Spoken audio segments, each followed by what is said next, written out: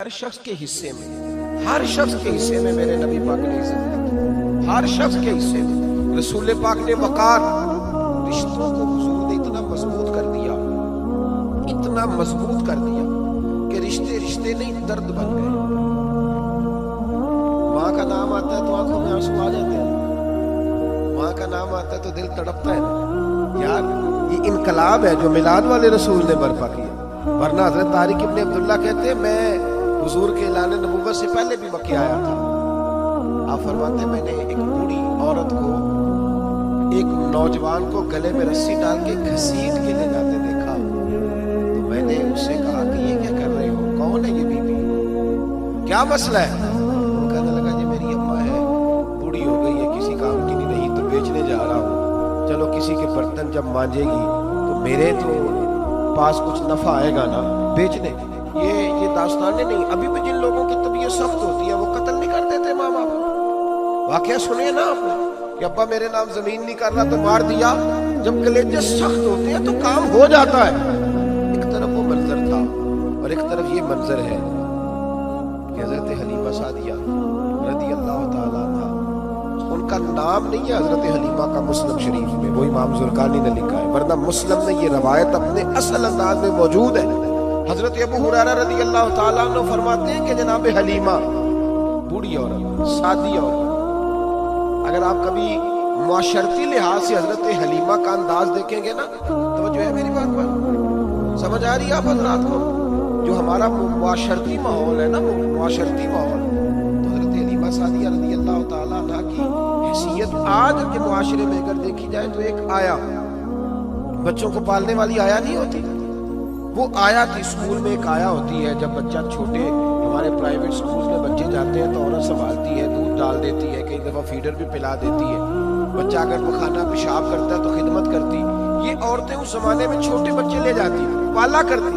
تو بتانا دائی کی، آیا کی، میں مثال دے رہا ہوں، اور نرس کی کیا حیثیت ہے معاشرے میں۔ اور حضرت حلیمہ سعدیہ جب نبی پاک کو واپس لے کے آئی تھی تو چلو کچھ نہیں، لیکن نہ کچھ معاوضہ بھی انہیں حضرت عبد المطلب نے عطا کیا تھا۔ جناب آمنہ نے انہیں کچھ، ایک معنی یہ بھی ہو سکتا تھا کہ پیسے دے کے یہ کام کرایا، معنی ہو سکتا تھا۔ آج جو گھر میں اماں برتن دھوتی ہے اس کی کیا حیثیت ہوگی؟ وہ تو بیچاری جن برتنوں کو دھو کے ہمیں دیتی ہے، بعد میں انہی برتنوں میں ہم انہیں کھانا کھانے کی اجازت نہیں دیتے۔ لیکن میرے رسول پاک نے رشتوں کو عزت دے دی، اس طرح کی عزت دی، اس طرح کی عزت دی کہ جناب حلیمہ مسجد نبوی کا دروازہ گزری ہی تھی کہ حضرت ابو ہریرہ فرماتے ہیں نبی پاک منبر پر اٹھ کے کھڑے ہو گئے، رسول پاک کھڑے ہوئے، نبی پاک۔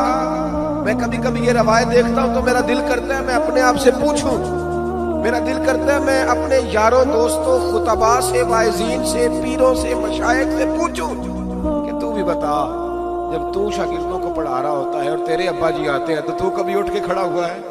اپنے جیسے لوگوں سے، اچھے علماء کی بات نہیں کرتا، کبھی سوال کرو۔ یہ بڑا مشکل کام ہوتا ہے، بڑا مشکل کہ عالم دین تقریر کر رہا، والد آ جائے، بندہ اٹھ کے کھڑا ہو۔ لیکن رسول پاک نے عزتیں دی، وقار دیا۔ جناب حلیمہ داخل ہوئی تو حضور منبر پہ کھڑے ہوئے اور اتنی تیزی سے حضور آگے بڑھے، اپنی چادر اتارا اور پھر میرے رسول نے زمین پہ بچھایا، اور پھر حضرت حلیمہ سعدیہ بیٹھ گئی۔ اور جناب ابو ہریرہ فرماتے جتنی دیر نبی پاک ان کے سامنے بیٹھے رہے، اتحیات کی حالت میں بیٹھے رہے۔ حضور نے رشتوں کو وہ وقار دیا، وہ حسن دیا کہ رشتے درد بن گئے ہیں۔ اب ماں کا نام دل میں بعد میں آتا ہے، زبان میں بعد میں آتا ہے، آنسو پہلے آتے ہیں۔ اب ماں کا رشتہ ایک وقار ہے، ایک حسن۔ الحاوی للفتاوی میں امام جلال الدین سیوطی رحمت اللہ لکھا ہے، فتح مکہ کے بعد نا کمال ہو گیا، وَرَأَيْتَ النَّاسَ يَدْخُلُونَ فِي دِينِ اللَّهِ أَفْوَاجًا، فوجوں کی فوجیں دین میں آ گئی۔ ایک زمانہ تنہائیوں کا ہوتا ہے، ایک عروج کا ہوتا ہے۔ عروج کے زمانے میں بڑے تعلق، بڑے رش، بڑی باتیں۔ اب حال یہ تھا فتح مکہ کے بعد کہ پہلے تو ایک آدھ آدمی کلمہ پڑھتا تھا، فوجوں کی فوجیں آتی۔ ایک دن نہ نبی پاک نماز پڑھانے آئے مسجد میں، میرے نبی پاک صلی اللہ علیہ وسلم جب مسجد میں آئے تو مسجد کھچا کھچ بھری ہوئی، گلیاں بھی بھری، 10,000 کے قریب لوگ مدینے میں جمع حضور کے پیچھے نماز پڑھنے کے لیے۔ پڑھیے صلی اللہ علیہ وسلم۔ नबी पाक सल्लल्लाहु अलैहि वसल्लम तशरीफ लाए ना, जैसे ही मस्जिद में दाखिल हुए तो 10,000 का मजमा उठ के खड़ा हो गया। हमारे लिए लोग खड़े होते हैं तो हमारी आंखें पुरनम नहीं होती, बल्कि हम अपना हक समझते हैं। हम कहते हैं इनका बनता है खड़े होना। हालांकि भाई दुनिया सब के लिए खड़ी नहीं होती। जब कोई खड़ा हो ना तो नजर झुक जानी चाहिए और तेरे दिल में ख्याल आना चाहिए कि या अल्लाह मुझ पे रहम ही रखना, ऐ अल्लाह मेरी पर्दा पोशी करना, या अल्लाह ये तेरी दी हुई इज्जत है, मेहरबानी कर, खुफिया तदबीर से महफूज फरमा। कि हमें एहसास नहीं होता इल्ला माशाअल्लाह। अल्लाह के महबूब दाखिल हुए तो 10,000 का मजमा खड़ा हो गया। 10,000 आदमी खड़ा हो तो एक कैफ बनता है। तो मेरे जैसा आदमी तो वेस्टकोट सीधी करने लग जाता है ना कि बड़ी शान है जनाब, कॉलर ठीक कर लो, दस्तार सीधी कर लो, क्या बात। इतने लोग भी कभी किसी के गाड़े के पीछे भागे, लेकिन नबी पाक का अंदाज क्या था? रसूल पाक की आंखों में आंसू आ गए। 10,000 आदमी खड़ा हुआ, हुजूर रो पड़े और इतना रोए कि जनाब अबू हुरैरा रदी अल्लाह ताला अन्हु फरमाते हैं कि मैंने नबी पाक के सीने से आवाज निकलती देखी। जब आदमी ज्यादा रोता है तो सीने से आवाज आती। हुजूर रोए कि सीने से आवाज आई। आप फरमाते हैं फिर हुजूर ने आंसू पूछे, फिर नमाज मुकम्मल हुई। जब लोग चले गए तो हज़रत अबू बकर सिद्दीक उठ के करीब गए, कहा या रसूल अल्लाह सल्लल्लाहु अलैहि वसल्लम, आज कोई वजह नहीं थी रोने की, आप आए हैं और रोना शुरू कर दिया। मेरे महबूब फरमाने लगे, आज जब मैंने अपनी वो शानें देखी, वो मकाम देखा, तो मुझे अपनी अम्मा की याद आ गई। माँ की याद, रिश्तों को वो इज्जत दी, वो वकार दिया, वो हुस्न दिया। कहाँ नमाज के लिए लोगों का खड़ा होना, कहाँ अम्मा की बात छेड़ देना।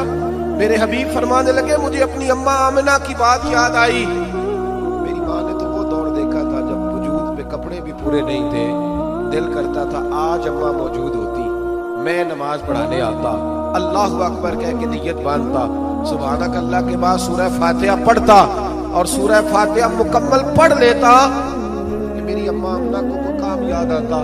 वो पढ़ता सिरका के कहती, बेटा मोहम्मद मेरी बात तो सुनना। तो महबूब फरमाते, अल्लाह की इज्जत की कसम मैं नमाज छोड़ देता, पहले माँ की बात सुन के आता। मैं छोड़ देता नमाज।